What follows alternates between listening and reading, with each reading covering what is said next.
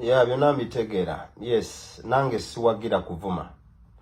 Naye kankubuuze, nange ndabye nnyo posti zammwe naddala mwe ba critique ba National Unity Platform.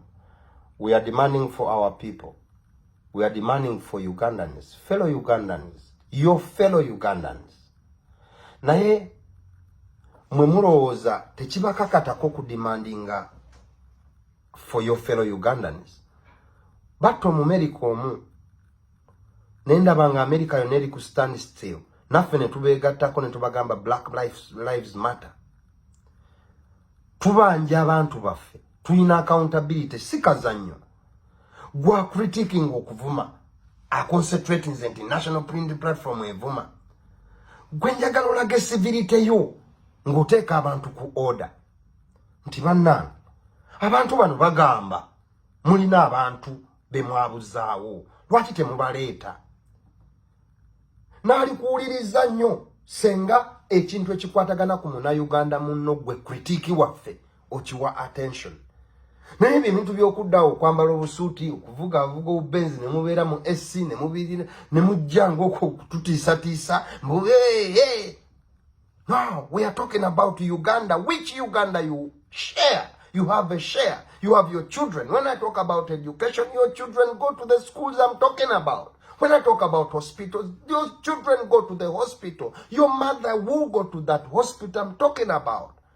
But you have made it a point into your work is to critique National Unity Platform because you are paraded and traded for that business. Okay, play your role.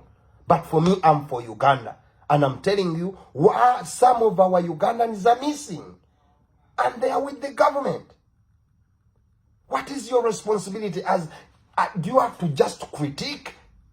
Or you have to play a part by joining the team demanding for a fellow Ugandan who is missing? Secondly, some of our members are very traumatized. Mama yanzala n'atandika okunaaza era amanyi bwe nakula. Naye imagine ku myaka gyange gayi najja nanone ewange n'anteeka mu drone yaabwe n'antwala nga nninyeeko ebisapatu oba nninyeeko emmundu antaddeko emmundu oba nninyeeko ekigatto kye n'antwala gy'antutte n'entuuka n'aŋŋamba weeyambule n'atandika okuzannyisa obusajja bwange obusolo bwange azifu azannyisa dole ye. Some of our members bayita mu mbeera eyo. Gwani yasemba okuzannyisa akasolo kwe ng'akasikasika paka lwe yakatta.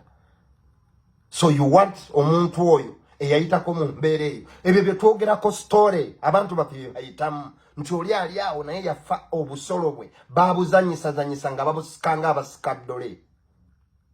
Kyokka oyagala omuntu oyo yeeyise nnyo. Muganda wange, tetuli mu bya lubiri, tuli mu lutalo. Olutalo lulina okulwanirwa abalwanyi. Twogera ffe tuhostinga nze for example mva mu kitundu Kivubi. Naye can I tell you one of the advantages abavubi abalinaanye ennyanja kye basinga okufunamu kwe kuba nti security kunva ebeera garanti.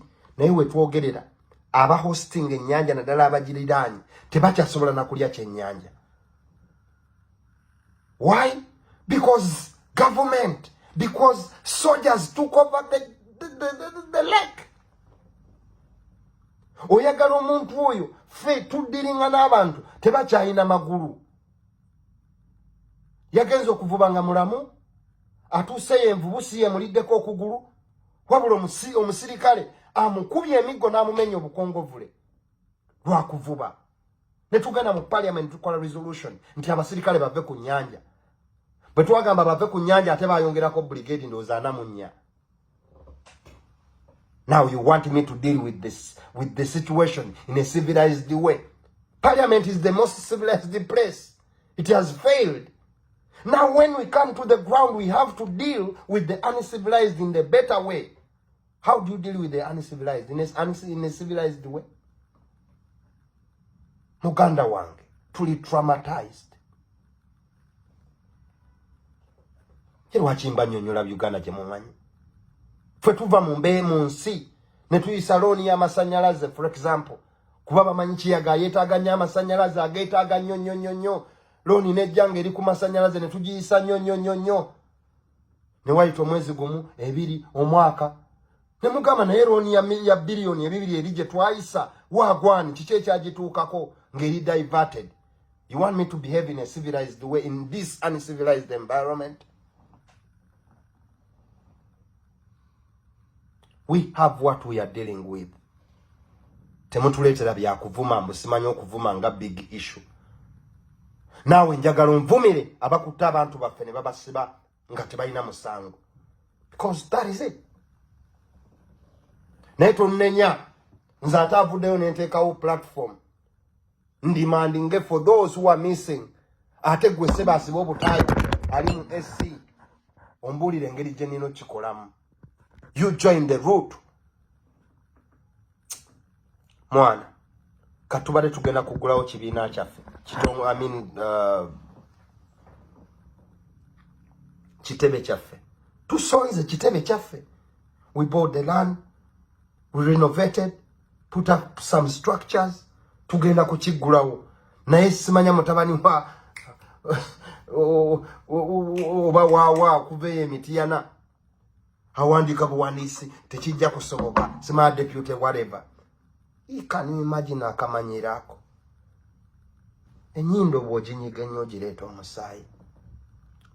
Twegayirira butatuleeta musaayi because bye tutuddeko ffe twewuunya patience ya Kyagulanyi kuba olumu tuba tumulinza atugambe nti kati yessaawa kukola ABCD. Mukyalina mu byakuvuma. We are more than okuvuma.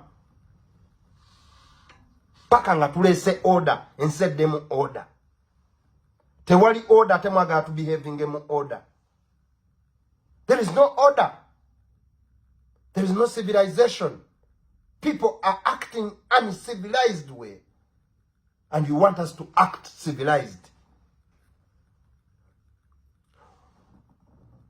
Generation yaffe ya taking olutalo luno kubanga bakitaffe bewaayo ne ba behaving in a civilized way kwe kuba nti ensi baagigumya senga bayanguwa okwataakinga abasajja bano nga babategedde nti bali uncivilized senga ensi yatereera.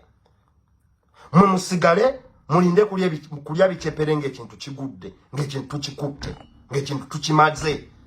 Naye bwe mubanga mulowooza nti tugenda bakwatanga bakitaffe ne bajjajjaffe bwe babakwata. Bwe babakwata embeera gye mwagala tubakwate baalemwa. Kati tuleke tugwe nabo ekigwo wansi tubamegge.